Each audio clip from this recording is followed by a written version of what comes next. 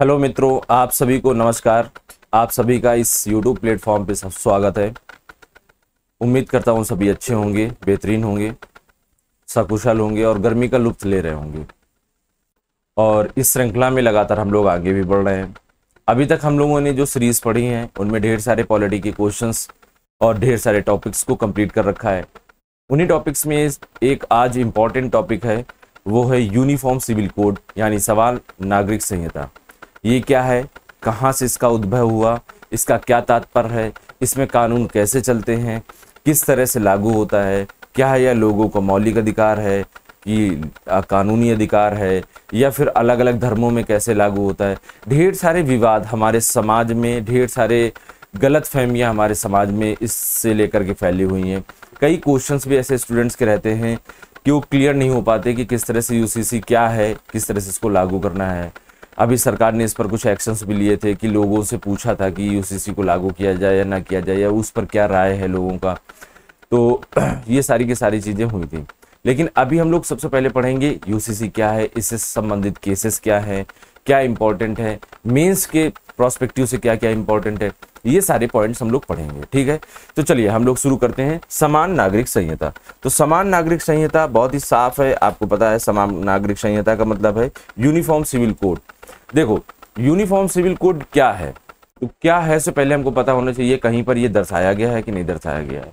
तो आप जानते हैं हमारे अनुच्छेद 44 में डीपीएसपी के, कहां पर, डीपीएसपी यानी directive principle of state policy, राज्य के नीति निर्देशक तत्वों में दर्शाया गया है। तो राज्य के नीति निर्देशक तत्व क्या है? देखो, राज्य के नीति निर्देशक तत्व जो है डीपीएसपी जो है, इनको बनाते समय गवर्नमेंट ने कहा कि कॉन्स्टिट्यूएंट असेंबली ने कहा कि गवर्नमेंट इनको टाइम के अनुसार जब जरूरत होगी तब लोगों को ये क्या देंगे, ये directive principle of state policy के अधिकार देंगे। जब लोगों को जरूरत पड़ेगी तभी दिया जाएगा, हर समय नहीं। ठीक है, या फिर जब संविधान बनना है तभी नहीं दिया जाएगा। उन्हीं में से एक आर्टिकल 44 है। आर्टिकल 44 को भी उन्होंने दर्शाया कि इस आर्टिकल में जो तथ्य दर्शाए जा रहे हैं, इसको समाज में जब जरूरत इसकी पड़ेगी तब इसको सरकार क्या करे, लागू कर दे। तो आर्टिकल 44 में क्या है? आर्टिकल 44 में कहा गया है कि राज्य भारत के पूरे क्षेत्र में नागरिकों के लिए एक समान नागरिक संहिता लागू करने का प्रयास करेगा। क्या करेगा? प्रयास करेगा। यानी कि जब जरूरत होगी तभी लागू होगा। समझ में आ गया? तो जरूरत जब है, यानी कि जब हम लोगों की मांग है, या फिर ढेर सारे केसेस आते हैं, या समाज में असंतोष व्याप्त होता है, तब लागू होगा, या फिर लोगों की जब मांग होती है। तो यहां पर बताया गया कि सरकार क्या करेगी, सरकार लोगों के लिए समान नागरिक संहिता लागू करने का प्रयास करेगा। हालांकि यह क्या है, एक डायरेक्टिव प्रिंसिपल है, जिसका अर्थ क्या है, लागू करना अनिवार्य नहीं है, लेकिन सरकार इस दिशा में काम कर सकती है, या सरकार को इस पर काम करना चाहिए। तो अगर देखो इसको लागू करना अनिवार्य होता तो इसको फंडामेंटल राइट में ही रख देते हम। कब? जब हमारा संविधान बन रहा था। लेकिन इसको रखा कहां? Directive principle of state policy में रखा। ऐसा क्यों रखा? आखिरकार ऐसा क्यों रहा कि आर्टिकल 44 को के तहत हम लोगों ने समान नागरिक संहिता रखा? तो देखो, जब इंडिया का क्या हुआ, विभाजन हुआ था, यानी भारत का विभाजन हुआ, तो हम लोगों ने रिलीजन के बेसिस पर हम लोगों ने कहा कि भैया हम लोगों का क्या है, धर्म के आधार पर बंटवारा होगा। तो एक मुस्लिम देश बनेगा। क्या बनेगा? मुस्लिम कंट्री या मुस्लिम डोमिनेंस कंट्री बनेगी, वो पाकिस्तान होगी। अब उस दौरान देखो धर्म के आधार पर बंटवारा हुआ था, और यहां पर बताया क्या गया है, समान नागरिक संहिता, जितने भी सिविल लॉज हैं उनके जो सब सेट होते हैं, यानी कि हम बोल सकते हैं कुछ ऐसे सेट्स जो अलग अलग धर्मों के लिए, अलग अलग रिलीजन के लिए अलग अलग होते हैं, डिफरेंट होते हैं, उनको क्या कर देना, एक सेम पैटर्न में लिख देना। तो कहीं ना कहीं से एक चीज देखते आप भैया, पहली बात तो लोगों में डिससेटिस्फेक्शन था कि लोगों ने, ब्रिटिशर्स ने हम लोगों को धर्म के आधार पर विभाजित किया। फिर से अगर हम संविधान सभा में धर्म को लेकर के विवादित किया जाता है, या धर्म के जो कानून है, नियम कानून है, उनको एक ही स्थान पर रखा जाएगा, एक ही स्थान पर कोडिफाई किया जाएगा, तो अगेन डिससेटिस्फेक्शन होगा था। तो संविधान सभा ने क्या कहा कि भैया इसको पोस्टपोन कर दो। जब समाज को जरूरत होगी तब सरकार के द्वारा समाज इसको गेट कर लेगा। समझ में आ गया? तो इसको क्या किया गया, पोस्टपोन कर दिया गया उस दौरान, और इसको संविधान में लिख दिया गया कि जब जरूरत होगी तो डीपीएसपी के द्वारा आपको मिल जाएगा। ठीक है, तो ये डीपीएसपी के द्वारा मिल जाएगा, यहाँ अनिवार्य नहीं है लागू करना, इस पर काम सरकार कर सकती है। ठीक है, तो यूनिफॉर्म सिविल कोड एक्चुअल में क्या है, आर्टिकल 44 में क्या दर्शाया गया है, समान नागरिक संहिता। यूनिफॉर्म सिविल कोड का तात्पर्य है कि भारत के सभी नागरिकों के लिए एक समान नागरिक कानून होगा। यहां पर रिलीजन को, कास्ट को, या फिर अपनी अपनी अलग अलग कम्युनिटी होती हैं, सभी को एक साथ रखा गया है। समझ में आ गया कि नहीं आ गया? ये समान नागरिक संहिता लागू करेगा जो धर्म, लिंग, यौन अविन्यास से प्रभावित ना हो, यानी सभी के लिए समान हो। इसका मुख्य उद्देश्य क्या है, व्यक्तिगत मामले, धर्मों में व्यक्तिगत जो मामले होते हैं, अपने पर्सनल मामले होते हैं, जैसे विवाह से संबंधित अलग अलग धर्मों में होते हैं, तलाक से संबंधित अलग अलग धर्मों में होते हैं, किसी बच्चे को गोद लेना, उसकी प्रॉपर्टी से संबंधित, आगे उसका कैसे वंश रहेगा उससे संबंधित मामले, और उत्तराधिकार से संबंधित मामले, कैसे कौन उत्तराधिकार किसका होगा, इससे संबंधित मामले हर एक धर्म में अलग अलग होते हैं। इन सभी को क्या करना, एक सेट में रख देना। समझ में आ गया कि नहीं आ गया? से संबंधित कानून एक समान कानून होगा, और इसमें कोई भी धर्म हो सभी के लिए बराबर होगा। समझ में आ गया कि नहीं आ गया? तो इसके पहले एक चीज हम लोगों को पता कर लेनी चाहिए, लॉ क्या होता है, कानून क्या होता है। तो कानून के बारे में अगर बात करते हैं तो कानून दो प्रकार के दर्शाए गए हैं। कौन कौन से कानून दर्शाए गए हैं? देखो, कानूनों की अगर बात है तो कानूनों को दर्शाया गया है दो प्रकार से। एक होते हैं क्रिमिनल कानून, क्रिमिनल लॉ। क्या होते हैं? Criminal law. क्रिमिनल लॉ का मतलब होता है ऐसे कानून जो सभी के लिए क्या हों, इक्वल हों। इनको बोलते हैं यूनिवर्सल। क्या बोलते हैं? यूनिवर्सल बोलते हैं, यानी सार्वभौमिक। भैया, किसी हिंदू ने मर्डर किया उसके लिए, मुस्लिम ने मर्डर किया उसके लिए, सिख ने मर्डर किया उसके लिए, ईसाई ने मर्डर किया उसके लिए, सभी के लिए कानून बराबर है। ऐसा नहीं कि हिंदू ने मर्डर किया तो 6 महीने, मुस्लिम ने किया तो 1 साल, सिख ने किया तो 2 साल, ऐसा कहीं कुछ नहीं, सभी के लिए बराबर है। दूसरे होते हैं सिविल लॉ। क्या होते हैं? Civil law. अब सिविल लॉ क्या होते हैं? सिविल लॉ भी सभी के लिए क्या होते हैं, इक्वल होते हैं, और ये भी क्या होते हैं, यूनिवर्सल होते हैं। यानी कि प्रॉपर्टी से संबंधित अगर कोई कानून है तो हिंदुओं के लिए भी वही होगा, मुस्लिमों के लिए भी वही होगा, या फिर अन्य किसी के लिए भी वही कानून होगा। लेकिन इसमें कुछ सेट होते हैं, सिविल लॉ में कुछ सबसेट होते हैं। सबसेट का मतलब बोल सकते हैं कुछ अन्य कानून भी होते हैं जो अलग अलग धर्मों के अपने पर्सनल लॉ होते हैं। क्या होते हैं? Personal law. ये क्या होते हैं, अलग अलग धर्मों में अलग अलग कानून दर्शाए जाते हैं, जिसमें मुख्य रूप से मैंने बताया कौन कौन से, मैंने अभी आपको बताया कौन कौन से, विवाह, तालाक, गोद लेना, उत्तराधिकार, ये सारे कानून क्या होते हैं, कहीं ना कहीं से अलग अलग रिलीजन के, सभी रिलीजन के क्या होते हैं, अलग अलग होते हैं। तो इनको क्या किया गया, इनको कहा गया कि हम कोडिफाई करें यूनिफॉर्मली। ध्यान से समझना, इसको हम क्या करें, कोडिफाई करें। कोडिफाई का मतलब क्या होता है? कोडिफाई का मतलब हो गया कि इनको हम लिखें सीक्वेंस में, और ऐसा सीक्वेंस बनाएं जो ये सीक्वेंस लॉ का हो, कानून का, वो सभी के लिए क्या हो, इक्वल हो, सभी के लिए क्या हो, समान हो, ये कोई भी रिलीजन हो। तो इसे बोला गया यूनिफॉर्म सिविल कोड।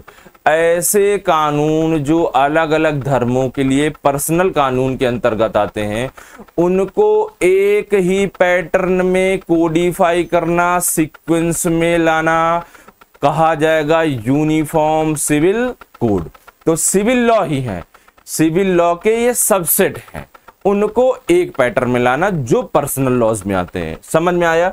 तो पर्सनल लॉज में जो जो आते हैं वो इनमें सभी के लिए बराबर होगा, कोई भी कहीं अंतर नहीं होगा। अब आपको समझ में आ गया होगा एक्चुअल में यूनिफॉर्म है क्या। यूनिफॉर्म सिविल लॉ का मतलब क्या हुआ, सिविल लॉ को जो अलग अलग धर्मों के लिए अलग अलग है उनको यूनिफॉर्मली कोडिफाई कर देना, यूनिफॉर्म सिविल कोड कहलाता है। आप समझे। चलिए अब आगे बात करते हैं वर्तमान में भी क्या स्थिति है इनकी, इन पर बात होती है। तो वर्तमान में अगर स्थिति देखते हैं तो वर्तमान में पर्सनल लॉ हैं जो अलग अलग धर्मों के लिए अलग अलग होते हैं।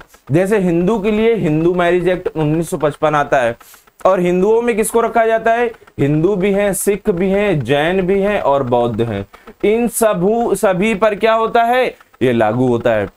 मुस्लिमों के लिए मुस्लिम पर्सनल लॉ होता है जो शरीयत एप्लीकेशन एक्ट 1937 के अंतर्गत आता है। किसके अंतर्गत आता है, शरीयत एप्लीकेशन एक्ट 1937 के अंतर्गत आता है, जिसमें बताया गया है मुस्लिम समुदाय पर अलग एक कानून होगा, इनके धर्म से संबंधित कानून इन पे रखे होंगे। जो पर्सनल कानून होंगे जो मैंने अभी बताया, शादी, तलाक, गोद लेना, उत्तराधिकार आदि। ईसाई और पादरी कानून इन समुदायों के लिए अलग अलग कानून हैं, इनके लिए क्या है, अलग अलग कानून हैं। इनको अपने अलग अलग धर्मों में इंटरेस्ट दिया गया है और उनको आजादी दी गई है कि भैया आपके अलग कानून बनाओ। तो हिंदुओं के लिए अलग है, मुस्लिमों के लिए अलग है और ईसाइयों पारसियों के लिए अलग है। तो अभी आप देखो इनमें क्या है, सभी में अंतर पाए जाते हैं, कहीं ना कहीं से अंतर है। कोई कुछ कहता है, कोई कुछ कहता है, किसी के विवाह में कुछ अलग है, किसी के विवाह में कुछ अलग है। कोई तलाक की अलग परिभाषा देता है, कोई तलाक की अलग अपनी अलग परिभाषा देता है। समझ में आ गया कि नहीं आ गया। तो अगर हम देखते हैं तो एक ही मामले जैसे तलाक या उत्तराधिकार के मामले अलग अलग धर्मों में अलग अलग हैं। तो ये कहीं ना कहीं से दिक्कत क्रिएट करते हैं, समाज में असंतोष व्याप्त करते हैं। इसको क्या करना है, और यही समाज में जटिलता को जन्म देता है। इसी को यूसीसी का लक्ष्य इन सभी को एक समान कानून के तहत क्या करना, लाना है। बस ये बताया गया। समझ में आ गया कि नहीं आ गया, ये बताया गया, इतना ही है। तो वर्तमान में सब अलग अलग हैं, इन सभी को उठा करके एक ट्रैक पे ले आओ भैया, बस काम खत्म हो गया, यूनिफॉर्म सिविल कोड बन गया। लेकिन सबसे बड़ी प्रॉब्लम यह है कि समाज इसको नहीं मानती है। कई लोग ऐसे हैं जो गलत इंफॉर्मेशन देते हैं और कहीं ना कहीं से धर्म अलग अपने अपने धर्म के लोगों को भड़काते हैं कि भैया हमारे धर्म के साथ खिलवाड़ होगा, हमारे धर्म के साथ ऐसा होगा, कहीं ना कहीं से तुष्टीकरण होगा, XYZ होगा।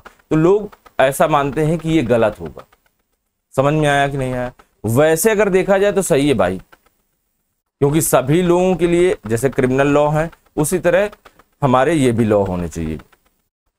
क्योंकि ये पर्सनल लॉ तो है लेकिन समाज में रहने के लिए एक पैटर्न होना चाहिए ताकि क्लियरिटी रहे, सभी को समझ में आए कि भैया हमारे लिए जो कानून है वो मुस्लिम के लिए, वही सिख के लिए, वही हिंदू के लिए। समझे। चलिए अब आगे बात करते हैं। तो ये वर्तमान स्थिति होती है। वर्तमान स्थिति तो खैर हो जाती है, लेकिन इसके पहले होता क्या है, एक कहानी है। इसकी कहानी शुरू कहां से होती है, कहानी शुरू होती है तलाक से। तलाक का क्या है, तलाक आप जानते हैं, पति और पत्नी जब आपस में रजामंदी के साथ नहीं रह पाते हैं तो वो क्या करते हैं, एक दूसरे को तलाक दे देते हैं। तो तलाक देते समय एक बहुत इंपॉर्टेंट चीज आती है, वो होता है मेंटेनेंस, यानी कि भरण पोषण। आप लोग बोलते हैं एलिमनी। वो क्या होता है, तो ये दर्शाया गया है अपने अपने कानूनों में अलग अलग, और एक क्रिमिनल लॉ में भी दर्शा दिया गया है। क्या है उसके बारे में हम लोग देखते हैं। तो पहले बताया गया है मेंटेनेंस का मतलब वह एक धन राशि है। क्या है, धन राशि है जो एक व्यक्ति के द्वारा आमतौर पर मेल होगा या फिर हस्बैंड होगा। समझ में आ गया कि नहीं आ गया। अपनी पत्नी को, बच्चों को जो 18 साल से कम है, और बुजुर्ग माता पिता को उनके जीवन यापन के लिए देगा यदि वे स्वयं से आर्थिक रूप से असमर्थ हैं। एक व्यक्ति, मेंटेनेंस की बात क्या आई, एक व्यक्ति अपनी पत्नी को, बच्चों को जो 18 वर्ष से कम है, और माता पिता को जो आर्थिक रूप से कमजोर हैं और धन कमाने के लायक नहीं, यानी कि ना तो शिक्षित है और ना ही शारीरिक रूप से धन कमा सकते हैं, उनको भरण पोषण देगा ही देगा। इसे मेंटेनेंस कहा गया। ठीक है। अब ये देखो, यह कानून विभिन्न रूपों में लागू होता है। तो हिंदू मैरिज एक्ट 1955 में कहा गया है कि हिंदू पत्नियों को मेंटेनेंस का अधिकार है, यानी कि भैया किसी पति ने अगर तलाक दिया तो पत्नी को क्या देना होगा, मेंटेनेंस चार्ज देना होगा। मंथली बेसिस पर अधिकांशतया होता है कि इतना इतना आपकी सैलरी से जाएगा। समझ में आया कि नहीं आया। अब मुस्लिम पर्सनल लॉ में कहा गया है कि ये जो अधिकार है मेंटेनेंस का, ये इद्दत पीरियड तक रहता है। कब तक रहता है, इद्दत पीरियड तक रहता है। इद्दत पीरियड का मतलब होता है ओनली 3 मंथ्स तक। उसके बाद आपका कोई पता नहीं, उसके बाद पत्नी को कुछ नहीं मिलेगा, चाहे वो रह पाए, जीवन यापन कर पाए या नहीं कर पाए। तो ये गलत हुआ कहीं ना कहीं से।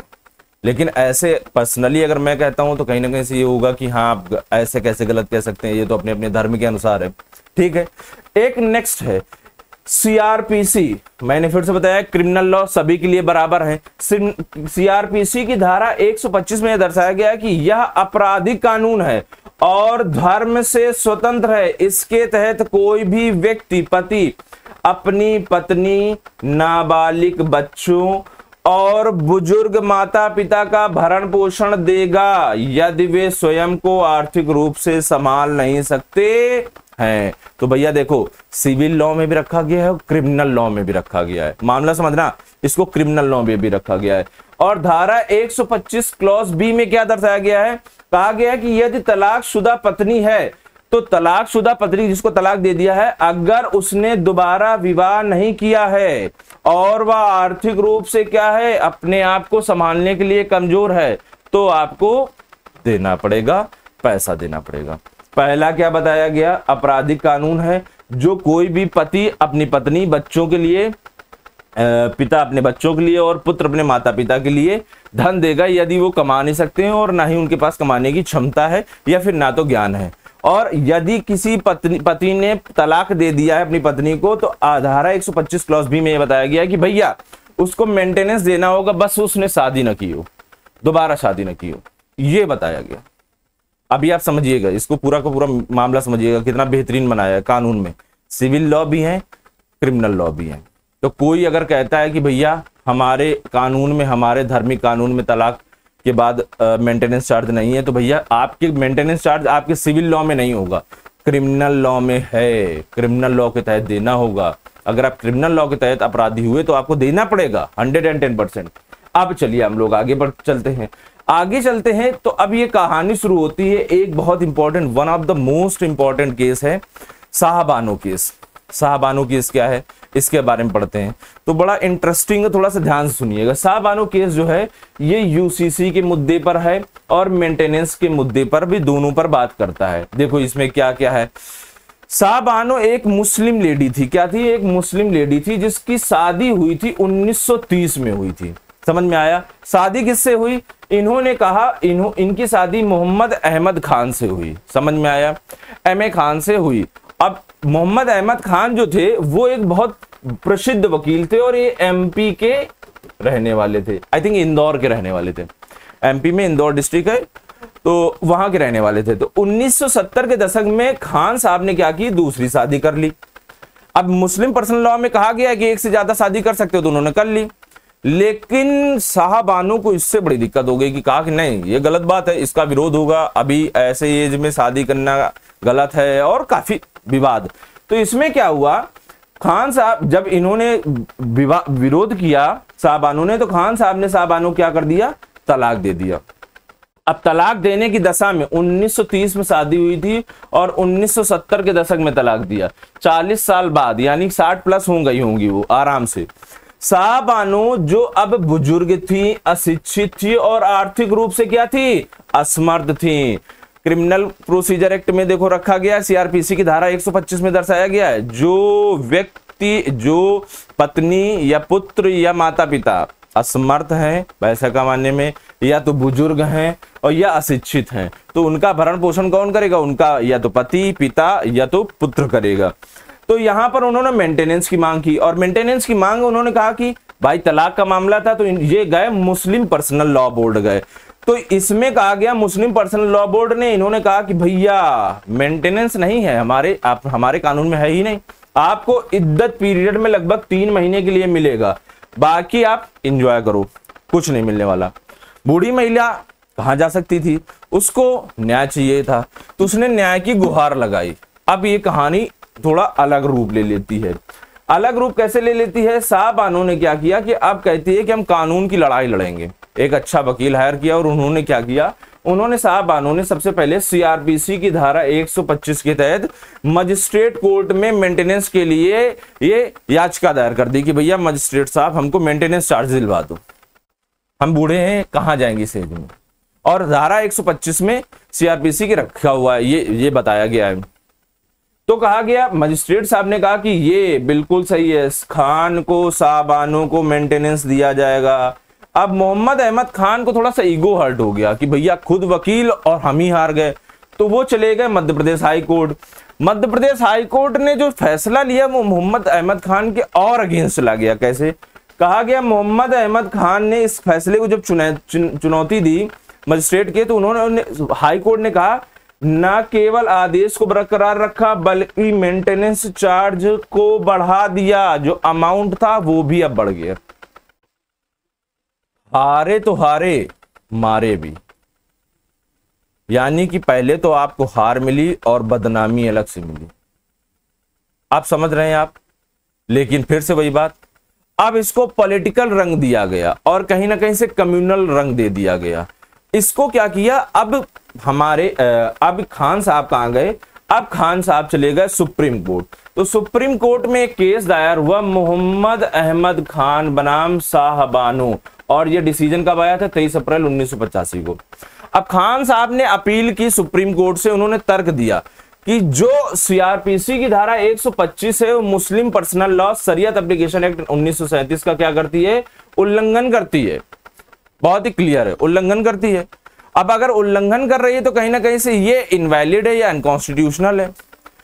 अब इसके लिए क्या है? तो उन्होंने कहा कि जो कुरान पर आधारित हमारा पर्सनल लॉ बनाया गया ये कहीं ना कहीं से गलत है।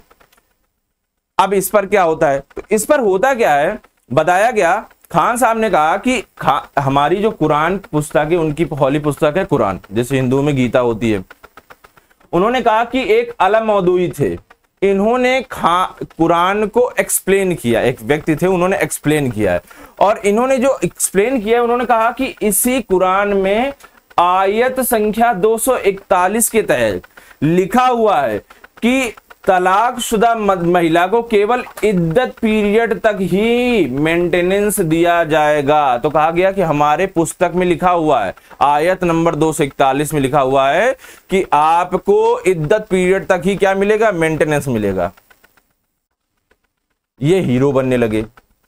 अब इनको ये नहीं पता था कि सुप्रीम कोर्ट है, वहां पर एक से एक काबिल जजेस होते हैं, मतलब काबिल के काबिल जजेस। अब उन्होंने उसमें क्या हुआ, सुप्रीम कोर्ट ने कहा कि भैया ये पहली बात तो आपराधिक कानून है, यूनिवर्सल कानून है। दूसरी बात, धर्म से ये क्या है? स्वतंत्र है और सभी नागरिकों पर क्या होता है?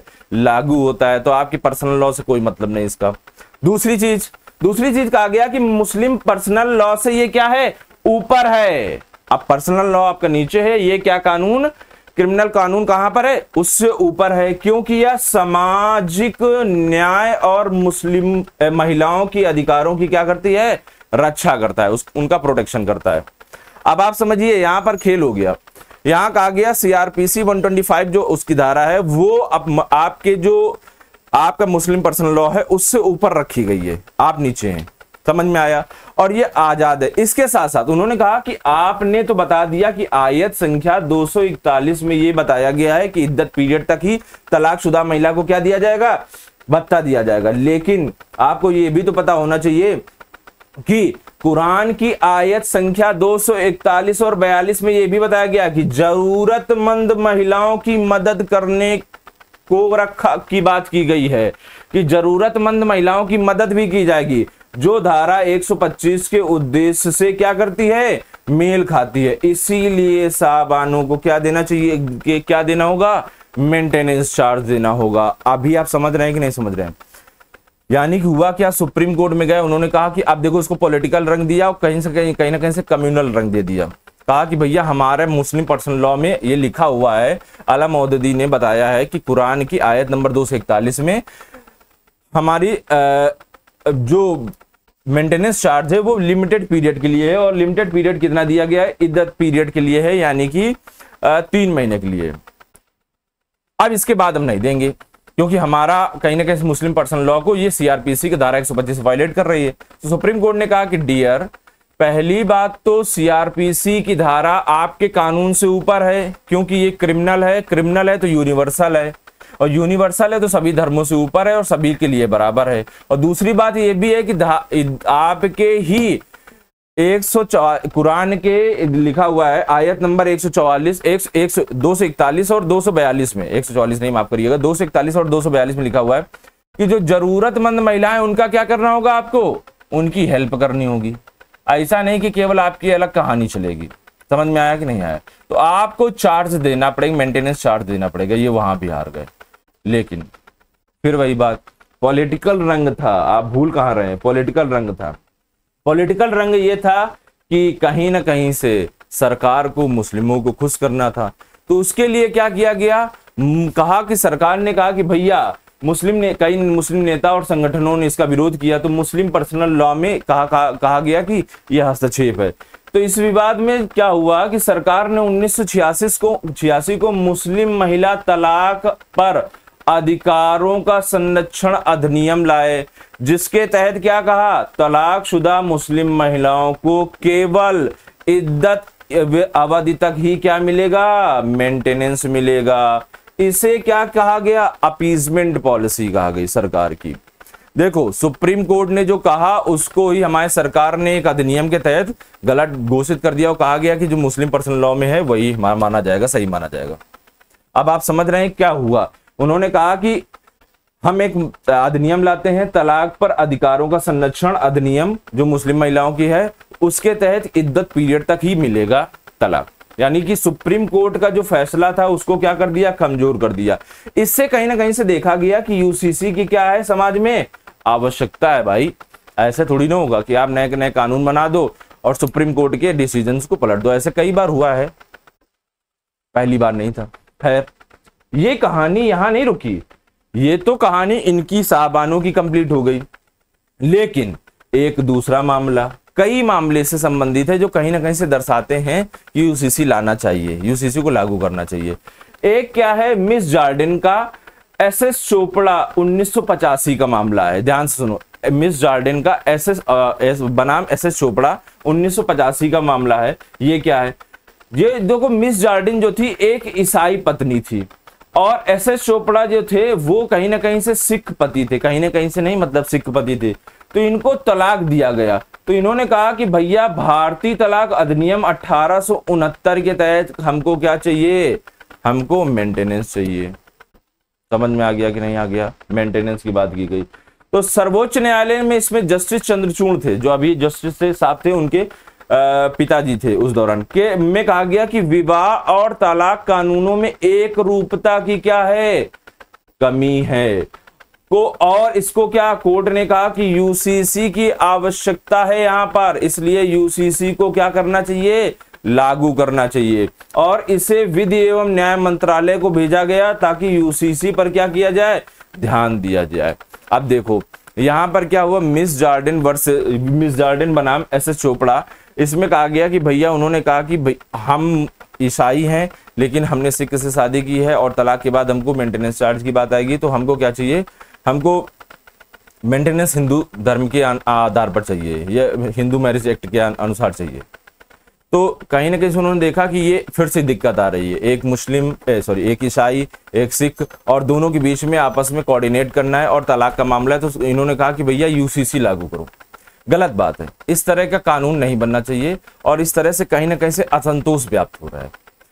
मामला नंबर 2, अब देखो पहला साहबानों में भी सुप्रीम कोर्ट ने यूसीसी के लिए कहा, इसमें भी कहा। अब नेक्स्ट बात करते हैं, नेक्स्ट आता है तीसरा मामला क्या है।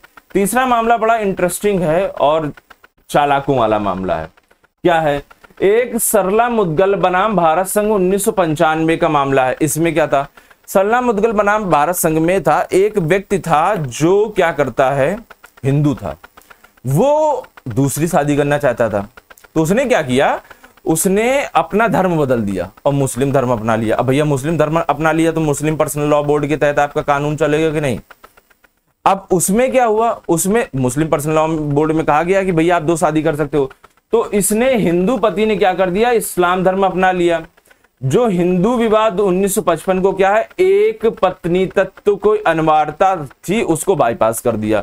हिंदू धर्म में यही कहा गया कि एक पत्नी होगी, मुस्लिमों में कहा गया है कि बहुपत्नी कर सकते हो, अपना उसमें बताया गया है कि एक से अधिक शादियां कर सकते हो। इस पर इसमें क्या हुआ, पत्नी ने चैलेंज कर दिया इस मामले को कि ये गलत है। अब इसको चुनौती दे दी गई तो सुप्रीम कोर्ट ने क्या कहा कि धर्मांतरण आधारित बहुविवाह अवैध हैं, गलत हैं, आप शादी नहीं कर सकते, कि धर्मांतरण कर लो उसके बाद बहुविवाह कर लो और फिर आप अपना जिंदगी एंजॉय से जियो, दूसरा क्या कर रहा है इससे आपको कोई मतलब नहीं होना चाहिए। तो ये क्या है, अवैध है। इसीलिए आप धर्म बदलो चाहे ना बदलो, सभी के लिए एक कानून बना दो, बस काम खत्म, सबके लिए यूसीसी होगा। तो धर्म बदलोगे, उस धर्म के लिए भी विवाह और तलाक में यही होगा, हिंदू में भी होगा, मुस्लिम में भी होगा, सभी धर्मों में एक ही चीज रखी गई है। तो बदल लो धर्म, जहां जाना है आपको जाओ। ये समझ में आया। तो सुप्रीम कोर्ट ने देखो सल्ला मुद्गल केस में भी यही चीज कह दिया, एस जॉर्डन में कहा और साहबानो में कहा। चलिए एक और केस आता है, बहुत इंपॉर्टेंट है। अब देखो एक है जान वल्लभट्टम बनाम भारत संघ। ये क्या है, एक केरल की बात है। केरल में ईसाई पादरी होते थे। अब इसको पहले ध्यान आप ब्रिटिश पीरियड से समझो। ब्रिटिशर्स के टाइम क्या होता था कि ब्रिटिशर्स कभी कभार क्या होते थे कि अपने लिए राजा महाराजा उनको संपत्ति दे देते थे या उनसे जबरदस्ती छीन लेते थे उत्तराधिकार के रूप में। तो वो पीरियड तब था और उस पर कुछ कानून बनाए गए। उन कानूनों को किस तरह से एप्लीकेबल किया गया ये देखिए। केरल के एक ईसाई पादरी ने भारतीय उत्तराधिकार अधिनियम 1925 की धारा 118 को क्या कर दी, चुनौती दे दी, जो ईसाइयों पर धार्मिक या परोपकारी उद्देश्यों के लिए वसीहत द्वारा संपत्ति दान करने पर क्या कर दी गई, प्रतिबंध लगाया गया था। कहा गया था कि वसीहत द्वारा संपत्ति को दान करोगे धार्मिक और परोपकारी काम में, तो ये कहीं ना कहीं से बैन है। इस पर क्या हुआ, सर्वोच्च न्यायालय ने कहा कि सर्वोच्च न्यायालय के मुख्य न्यायाधीश की बेंच ने कहा, और वो क्या कौन थे, बीएन खरे ने कहा कि भैया धारा 118 क्या है, असंवैधानिक है। अगेन धारा 118 असंवैधानिक है और इसी कारण अलग अलग धर्मों के लिए अलग अलग जो कानून है वो खत्म करके एक कानून लागू करो। अनुच्छेद 44 पर सरकार फोकस करो। केस नंबर 4 हो गया। अब आप समझ रहे हैं, ये सभी मीन्स के लिए इंपॉर्टेंट है। चलिए नेक्स्ट केस की बात करते हैं। ये भी खैर कंप्लीट हो गया। अब एक बहुत इंपॉर्टेंट केस आया, कौन सा है, सायरा बानो बनाम भारत संघ। अब देखो मुस्लिम लॉ में तलाक को 3 भागों में डिवाइड किया गया है। तो एक के बारे में बात करते हैं। आप लोगों ने सुना होगा कि आप क्या करो, तलाक तलाक तलाक 3 बार बोल दो और तलाक हो गया। ये कौन सा कानून है भाई? कहीं ना कहीं से ये कई लोगों ने इसको गलत माना, इसको भी चैलेंज कर दिया गया। वो साहबानो था, ये सायरा बानो है, और ये 2017 में इसमें कहा गया कि मुस्लिम पर्सनल लॉ के ट्रिपल तलाक, तलाक ए बिद्दत को चुनौती दी गई। तलाक तलाक तलाक 3 बार बोला जाता है तो तलाक ए बिद्दत है, जो पुरुषों को 3 बार तलाक बोलकर तलाक देने की अनुमति देता है, इसको चुनौती दी गई। तो सुप्रीम कोर्ट ने कहा, इसमें 5 जजों की बेंच थी और 3:2 यानी 3:2 के रेशियो में बहुमत फैसला दिया गया। और इसमें कहा कि ट्रिपल तलाक एक क्या है, तलाक बिद्दत, असंवैधानिक है, इसे लैंगिक समानता और अनुच्छेद 14 का उल्लंघन के रूप में देखा जा रहा है। क्या देखा जा रहा है? अनुच्छेद 14 और लैंगिक समानता का क्या हो रहा है, उल्लंघन हो रहा है, और ये असंवैधानिक है, इस तरह का कानून नहीं लागू होगा। कोर्ट ने 144 का फिर उल्लेख किया और कहा कि इस तरह की चीजों को यूसीसी के माध्यम से क्या किया जा सकता है, इस तरह की चीजों को यूसीसी के माध्यम से खत्म किया जा सकता है। ये इतने मेन केसेस हमारे, साहबानो से लेकर के सायरा बानो। अब आप समझ रहे हो, तो धर्म तलाक से लेकर के, ट्रिपल तलाक से लेकर के, धर्मांतरण से लेकर के, अलग अलग धर्मों के लोग जो विवाह करते हैं उनसे लेकर के, और जो संपत्ति का आदान प्रदान है उससे लेकर के, सभी की सभी चीजों को दर्शा दिया गया।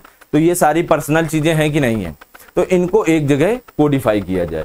आगे कुछ बात कर लेते हैं। यूसीसी अभी भारत में लागू नहीं हुआ, उसके लिए क्या क्या कारण है? तो पहला है सामाजिक और धार्मिक विरोध।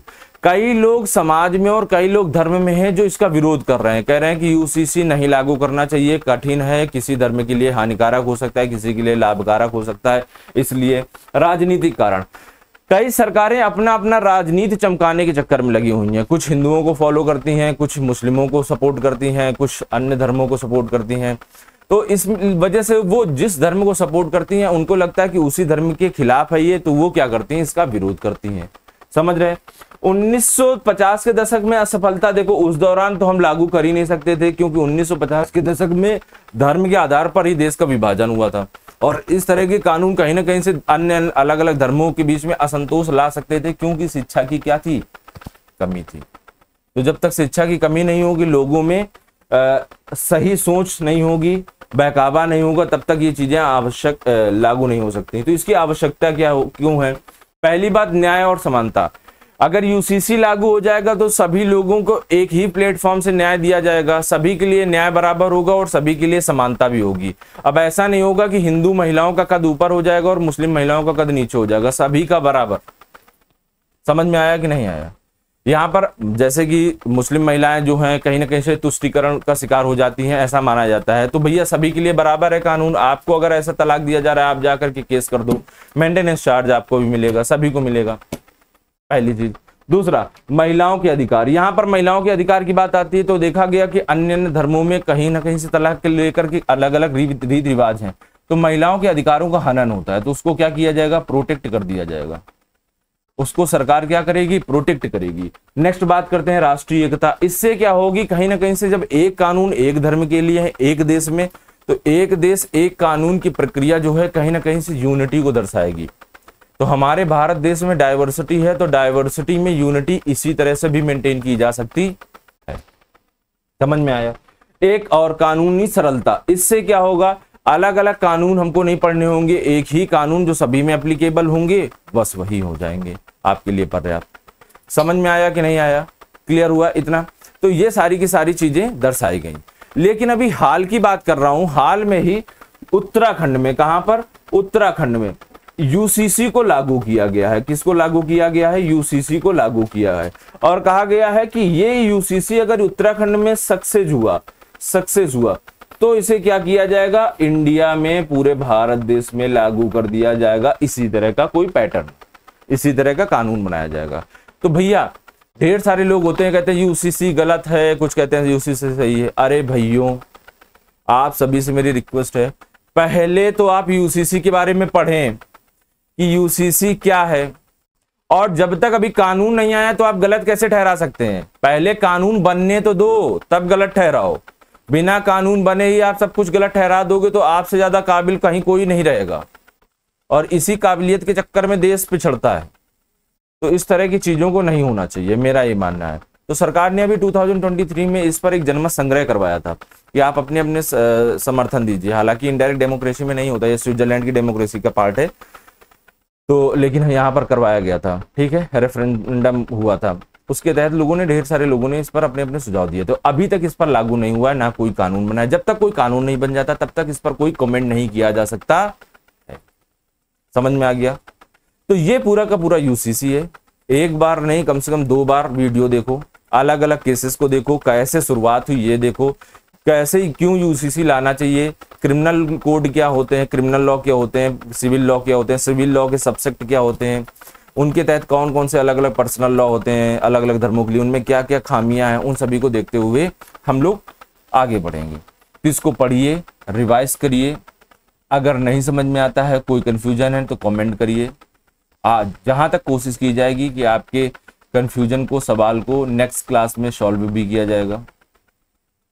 मिलेंगे हम लोग तब तक अगली क्लास में। हाँ, रिवीजन इसका करिए, नोट्स जरूर बनाइए, ठीक। तब तक के लिए आप सभी को मेरा नमस्कार।